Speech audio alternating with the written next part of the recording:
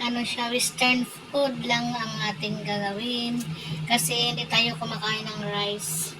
Ayan, at saka bell pepper. Ayan guys. Ito ang ipa-fry natin with salmon guys. And then ito, tomato. Ayan, tomato guys. Ayan lang sila. And then salmon. Lagyan po natin ng shallot at saka garlic. Ito guys, ito na yung ano guys, broccoli. And then yung bell pepper. Ayun na yung bell pepper na ready na to serve. And then salmon.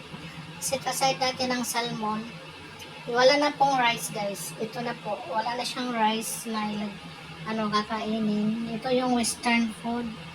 No rice na kasi nagda-diet ang mga amo ko at saka ako din, hindi na rin ako kumakain ng rice.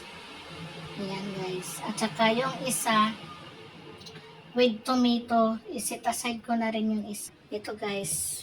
Broccoli din. And also tomato. Ayan.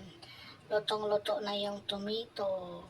Pero not so soft kasi ayaw ng amo ko ng malambot. And then add dyan na yung salmon niya. Yan lang guys. Salmon and broccoli with tomato.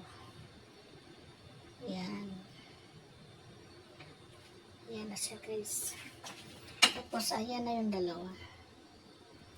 Yan na. Picture natin. Ay sige. Ito pala. Picture. Ayan. Ito guys. Ang sarap ito guys. Picture, mas malabo yung picture kanina. Ano natin. Ilagay ko na mag-set the table na ako guys sa saglit.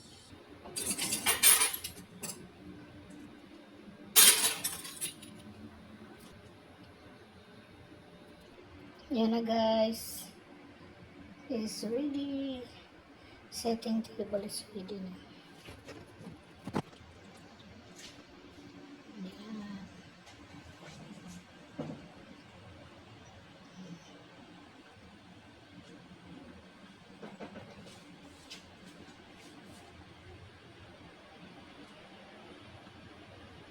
That's all. Thanks for watching.